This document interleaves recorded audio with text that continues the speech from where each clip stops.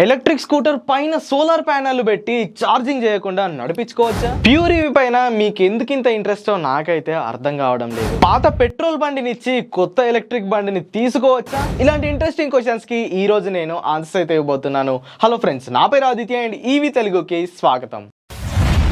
Friends, ఈ రోజు date వచ్చేసరికి డిసెంబర్ 3 ఆదివారం and welcome to ask EV Telugu episode. ఈ ఆస్క్ ఈవీ తెలుగు ఎపిసోడ్ అనేది ప్రతి ఆదివారం మన ఛానల్లో అయితే వస్తుంది. Last Sunday ask EV Telugu video కింద మీరు అడిగిన క్వశ్చన్స్కి నేను ఈ వీడియోలో ఆన్సర్స్ ఇస్తాను.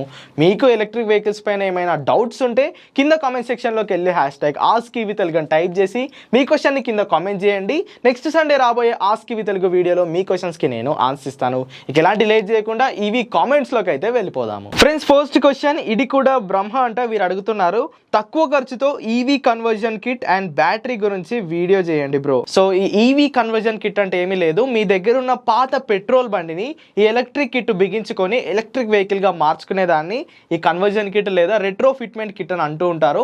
సో ప్రస్తుతం మార్కెట్లో ఇలాంటి కిట్స్ అనేవి ఉన్నాయి, బట్ అవి రిలయబుల్ గా నాకైతే అనిపించలేదు. నేను వాటితో సాటిస్ఫై అయితే అవ్వలేదు. సో అందుకే నేను ఇంతవరకు అలాంటి కిట్ గురించి అంటే రికమెండేషన్ అయితే చేయలేదు. సో ప్రస్తుతానికైతే లేవండి, కొన్ని రోజులు వెయిట్ చేద్దాము. వెయిట్ చేశాక ఒక మంచి కంపెనీ నుండి ఇలాంటి కిట్ వస్తే కనుక నేను ఖచ్చితంగా మీకు చెప్తాను. ఫ్రెండ్స్, నెక్స్ట్ క్వశ్చన్ సుధాకర్ గారు అడుగుతున్నారు, brother Vida V1 Pro and Bajaj Chetak have offered good discount till 10 days ago and on Amazon and Flipkart. Whenever these types of discounts are offered, please post a video. Is there any fire incident case noticed in Vida V1 or please reply. Okay, అంటే 10 days back కాదండి, ఒక 20 days back వరకు మనకి Amazon ఫ్లిప్కార్ట్లో ఈ వీదా V1 electric scooter and Bajaj Chetak పైన మంచి discounts అయితే వచ్చాయి. సో అలాంటి డిస్కౌంట్స్ వచ్చినప్పుడు వీడియో చేయండి అని వీరైతే అడుగుతున్నారు. మీరు అడగకపోయినా నేను వీడియో చేస్తానండి. అండ్ వీదా స్కూటర్స్లో ఇప్పటివరకు ఏమైనా ఫైర్ ఇన్సిడెంట్స్ జరిగాయా అని అడుగుతున్నారు.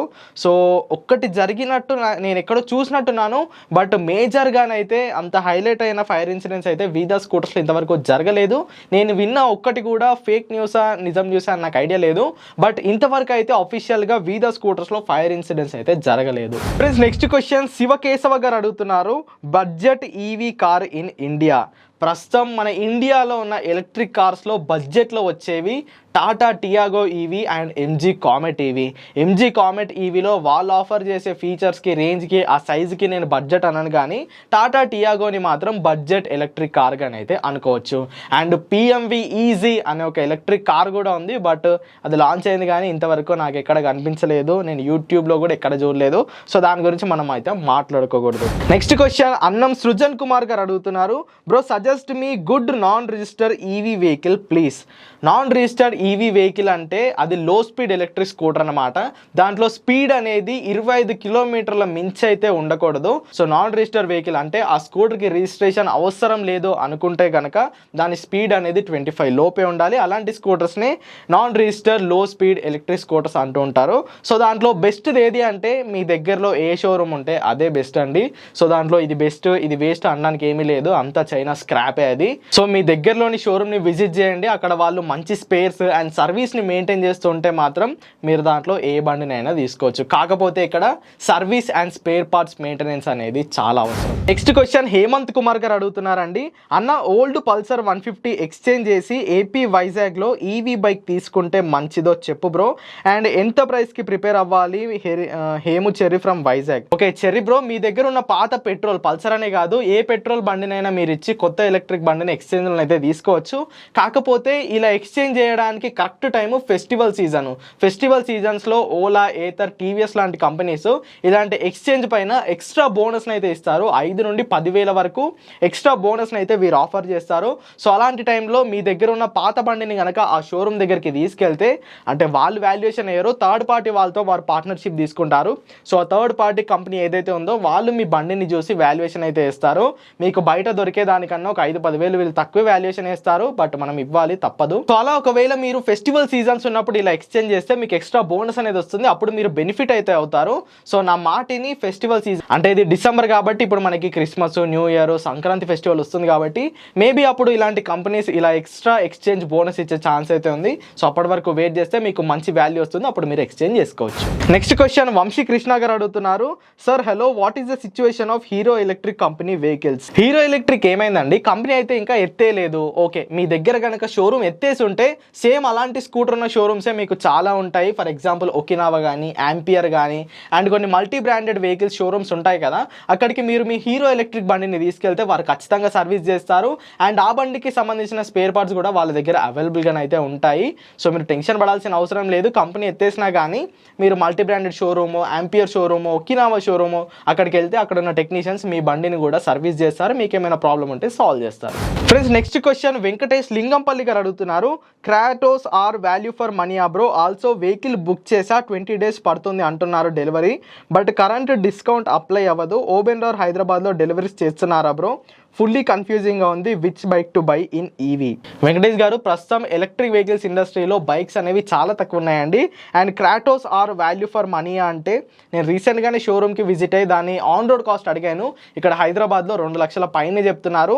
2 లక్షలకి వాళ్ళు ఇచ్చే 120 kilometers రేంజ్ మ్యాచ్ అవుతుందా కాదా అంటే నేను కాదనే చెప్తాను. రీసెంట్గానే ఏదో ఈకో ప్లస్ మోడో ఏదో చెప్పి 150 kilometers రేంజ్ ఇస్తున్నారు. బట్ ఆ 150 kilometers రేంజ్ రావాలంటే మీరు 30-35 స్పీడ్లోనే ట్రావెల్ చేయాలి, అది ఇంపాసిబుల్. కాబట్టి మీకు అరౌండ్ 120 to 130 kilometers రేంజ్ అయితే క్రాటోస్లో వస్తుంది.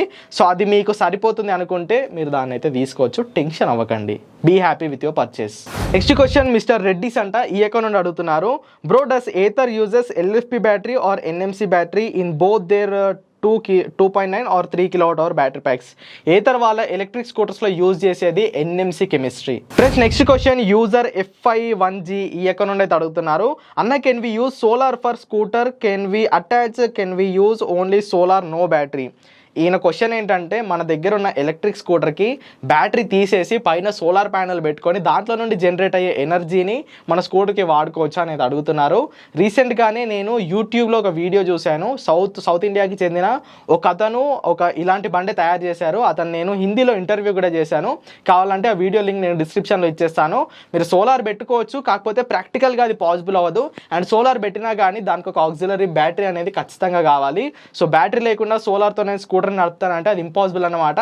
అండ్ 2 వీలర్స్లో పైన సోలార్ ప్యానెల్ పెట్టడం అనేది ఏరోడైనమిక్స్ పరంగా అంత వర్కౌట్ అయితే అవ్వదు. ఫ్రెండ్స్ లాస్ట్ క్వశ్చన్ హగ్గులు బుగ్గలు అంట ఈ అకౌంట్ నుండి అయితే అడుగుతున్నారు, can I know about pure EV ఈ Pluto 7G max with 201 kilometers range.